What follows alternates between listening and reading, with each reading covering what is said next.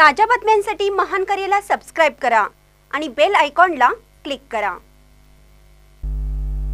सांगलीचे पालकमंत्री डॉक्टर सुरेश खाडे यांनी सपत्नीक बजावला मतदानाचा हक्क। कामगार मंत्री आणि सांगलीचे पालकमंत्री डॉक्टर सुरेश खाडे यांनी मिरज येथे सपत्नीक मतदानाचा हक्क बजावला।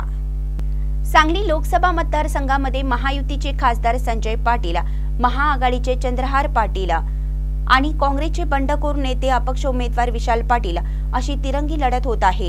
या निवडणुकीच्या निमित्ताने भाजपाचे नेते आणि पालकमंत्री डॉक्टर सुरेश खाडे, राष्ट्रवादीचे नेते आणि माजी पालकमंत्री संजय पाटील आणि काँग्रेसचे माजी मंत्री विश्वजित कदम यांची प्रतिष्ठा पणाला लागली आहे।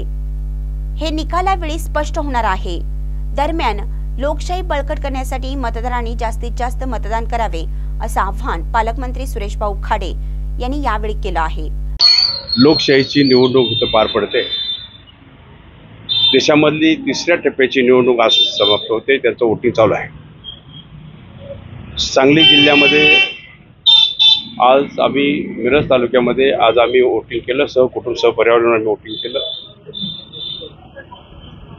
लोकांचा मतदान करण्यासाठी चांगला प्रतिसाद इथं मिळतोय। मी सर्व सांगली जिल्ह्याच्या जनतेला पालकमंत्री या नात्यानं मी आवाहन करतो की आपल्या देशाला आता एक चांगलं प्रशासन द्यायचं असेल तर आपण आपल्या मतदानाचा हक्क आपण बजवावा। आपला हक्क आहे तो जसं अन्नदान आहे, रक्तदान आहे, तसे मतदान आहे।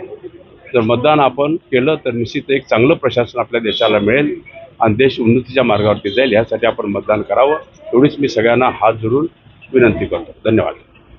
महान करे न्यूजसाठी आदी माने, मिरज।